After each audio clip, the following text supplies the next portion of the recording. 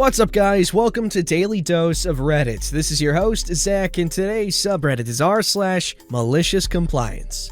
This story's called Just Do Your Job.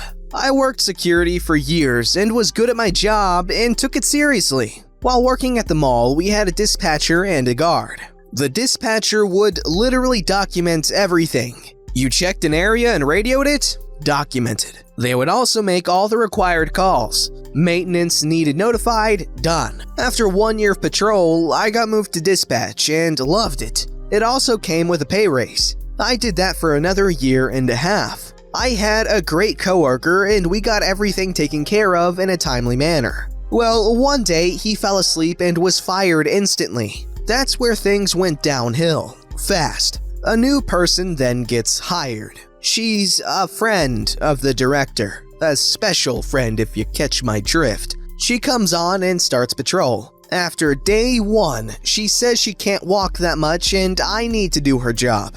I tell her my title is dispatcher and it's her job to unlock the doors. She says, "Well, I guess they just won't get done." We get phone call after phone call of workers trying to get inside. I get up to go do it, and a supervisor comes in and asks why the doors are still locked. I advise what happened, and they said, "Well, you need to unlock the doors sooner, so go." I'm dumbfounded. It's her job, but I have to do it? Eventually, it comes to the point where she can't even drive the car around the lot for some reason. She ends up sitting in dispatch because she can't do the job, and if it doesn't get done, it's on me for some reason. I was still getting the extra money, but was doing regular patrol again. She then falls asleep while I'm out riding. I approach a vehicle in the lot, and they hop out wanting to fight me. All we are armed with is pepper spray. I radio her asking to call law enforcement. No answer. Attempting to radio her multiple times. No answer.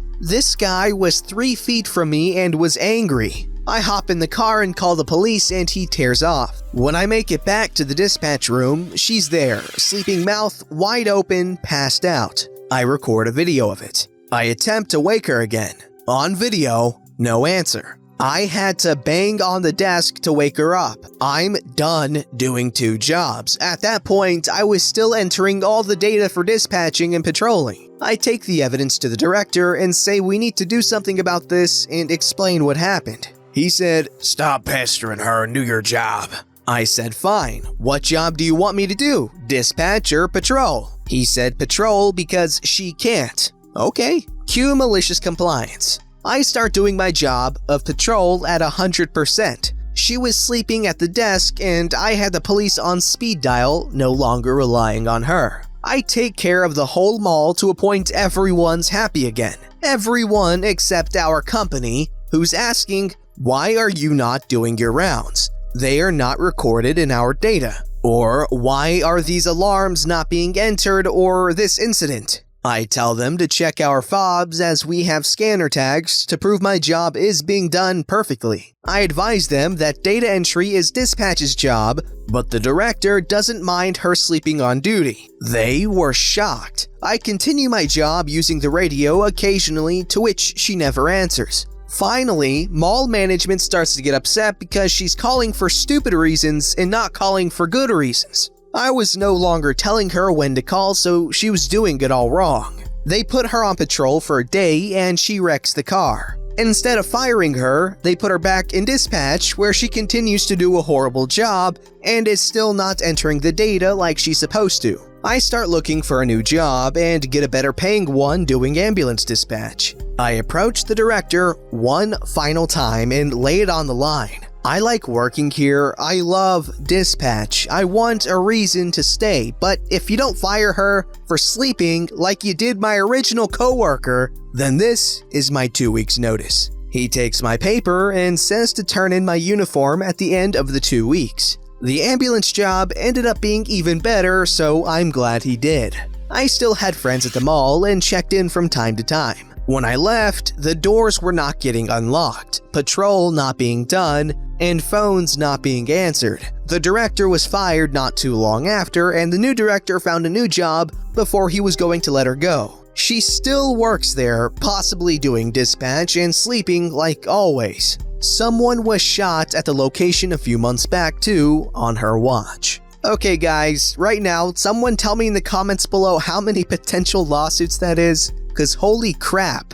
This story's called, Sure, Don't Listen to the Guys Who Do This for a Living. Years ago, I used to work as a medical biller for a surgery center. The administrator who ran the place knew that I worked construction with my father as well on my off times, doing remodeling and building houses. As such, she commissioned us to do some work for her at her personal home. It was small projects, really, installing a new garbage disposal, installing a new mailbox, installing a projector in the ceiling, easy stuff. Now, before I get into the main part of the story, I must tell you, she was very stingy with money. We had an autoclave that needed servicing at work, and she refused to pay for the worker's travel time of 2 hours for a 30-minute job. She refused to pay a lot of the medical equipment bills until she was threatened with collection notices or refusal to send any future items. She even told us not to waste patient bans who were no-shows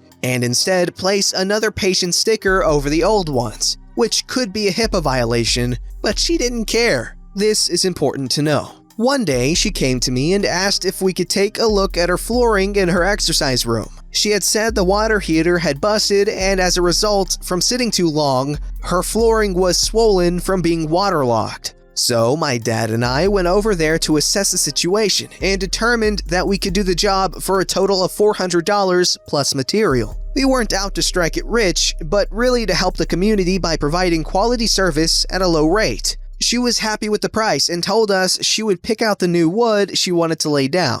We told her she would need about 100 slats for the repair we were going to do, as well as new plywood for the base. She seemed okay with that. She went to Los Angeles one weekend and came back with material that she wanted to use for the flooring. Only she had about 30 of the requested 100 to do the job properly. On top of that, she did not think that she needed to get a new sheet of plywood.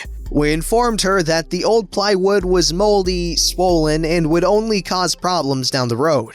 She eventually agreed to purchase a plywood replacement, but she was not going to purchase more wooden slats. Instead, she demanded we use most of what was already there. Yes, the swollen pieces, but to tear up the slats in the little alcove that was not hit with water damage and place the damaged ones there. We did everything we could to convince her this was a bad idea.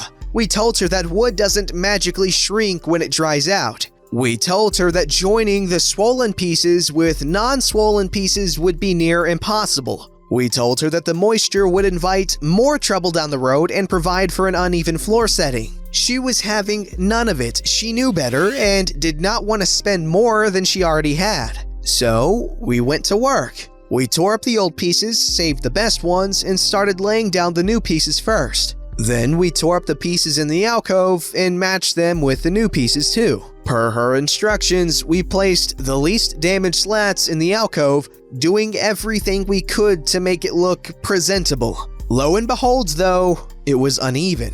It raised in spots, it had gaps in spots. It didn't quite fit right. But that's what she wanted done, and that's what she was going to get. Despite our best efforts, we were absolutely shocked when she said the flooring looked terrible, despite us telling her that it would look horrible with the damaged slats. Okay, no, we weren't really shocked at all. She demanded that we tear up the floor again and fix it right away. We told her, sure, but you'll have to pay us another $400 plus get the other slats that we requested. She got livid and said we were horrible people and refused to continue on. The next day, I quit the job after she came in and badmouthed my dad in front of my coworkers. But I heard from my coworkers that she had to hire someone else to do the job, and it cost her $1,200 for the labor alone, plus $400 for the wooden slats. All because she was so certain she knew better than the guys who had been doing the work for years. Okay, while this was a good story and I'm glad he shared, this is not malicious compliance because he did not comply out of malice. He complied out of, that's just what she's ordering. He's just following instructions for the sake of following instructions, not out of malice, like the name suggests in malicious compliance. But like I said, very good story, dude. She's stupid. This story's called Got Written Up at Work for Doing What the Customer Asked. This has some petty revenge to it, yet this seemed to be the best place for this story. A bit of backstory. When I was 17, I got my first job at Six Flags. Won't say which one for security purposes. I got a position in the retail department, and I was stationed in the sports memorabilia shop. Basically, it sold sports jerseys, basketballs, footballs, toys, etc. Now, the way things were set up is that the sports shop is small, meaning there was only one employee stationed within the small shop, which is usually me and the other guy who does it, depending on which shift we were doing. Well, anyway, that means not only do I have to man the cash register, but I have to help customers get down any item high enough. Check in the back for an item that wasn't on the main floor, meaning the shop is unattended. And I had to unlock our glass case, which kept our more expensive items if asked. Now, I know some people say it's all part of the job description, but try saying this to someone when it's their first job and your shop got busy. Now, on to the story. I had recently turned 18 and I was a few months into my job, and already I'm hating it. One day during my evening shift, I was in the shop folding up some clothing before stocking it on the shelves when a good amount of people came in. I think it was about 7 people. They were looking all over the place, so I went up to them one by one to ask if they needed help. As usual, they say no. A few minutes passed, and this woman, who I want to say is in her mid-30s, blonde hair tied into some kind of bun, and wearing sunglasses. She called me over because she needed me to get a jersey down from a high hook. I grabbed the tool used to reach it and brought it down. She started to look it over and said she was interested in buying it. By now, a couple of the people were waiting by the register, waiting to be checked out. I told the woman that I was going to take the jersey to the register for her, and she agreed. Now, I didn't want her to hold on to the jersey because we were right next to the exit doors, which were always open, so I didn't want to risk her trying to steal. This happened quite a lot. We didn't have those security devices that beeped when something is being stolen, so I had to keep an eye out. Anyway, when I get to the register, I start checking out the items. Coincidentally, one of my supervisors came in to check how things were, basically doing his rounds. The woman I helped earlier talked to him and they came over to me. My supervisor, who we'll call Jose, told me that the woman complained that I ripped the jersey out of her hands and walked away from her. I was shocked, especially after she verbally agreed to me taking the jersey to the register. I was shocked at this mainly since this is the first complaint I ever got. This is where the malicious compliance comes in. I told my side of the story, but the woman denied it. Jose then had to side with the customer as there were no witnesses at all. And like every employee, you couldn't argue back at the customer and had to suck it up and take the abuse that is thrown at you. She kept on saying this like, "You shouldn't have done that, it was wrong of you." And the mother of all, "That was effed up." All I could do was stand there and reply, "Sorry, ma'am." "Yes, ma'am. I understand, ma'am." Right after that last comment, she glared at me from what I could understand from right behind those sunglasses and told me in a cold, irritated voice, "Don't call me ma'am." I don't know what happened or why it happened, but then I replied, "Okay, sir." The woman and Jose's faces dropped completely, but I was more focused on the woman. Her expression was one of disbelief and shock. It looked almost as if someone had insulted her child, if she had any. She then unleashed an explosive tirade, basically telling Jose I needed to be fired or something for basically insulting her. I can't remember what Jose said, but eventually he got her to calm down and leave. She got the jersey discounted, as I think was her plan all along. Once I was on break and we were away from the public eye, Jose went off on me, basically asking me what the hell I was thinking insulting her. I just say, I was doing as she asked. I can't remember what happened after, but I remember being written up for it, and that gave me points towards being fired. If you're an employee of Six Flags, or were, then you know what I mean. I ended up quitting the job a few months later. Best decision of my life. That may have been the first complaint and write-up I ever got, but it felt so good calling her that. Oh yes, that's some good malicious compliance right there. Oh, that's funny.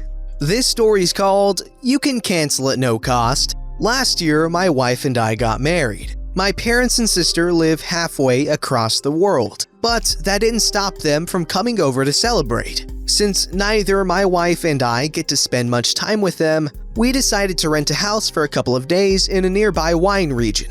You know, hang out, drink some wine, eat some cheese, and have some quality family time. It had been 3 years since we last saw them. A month or so before my parents and sister came over, I got an email from the owners of the vacation house saying that they had sold the property. But the new owners were going to continue to rent out the house and they were going to honor the booking, so not to worry. All good. 2 weeks later, I got an email from the new owners saying the booking was still okay. But they were going over the records and said I still owed them $100 for the booking. I replied with the receipt and booking confirmation that I was all paid up.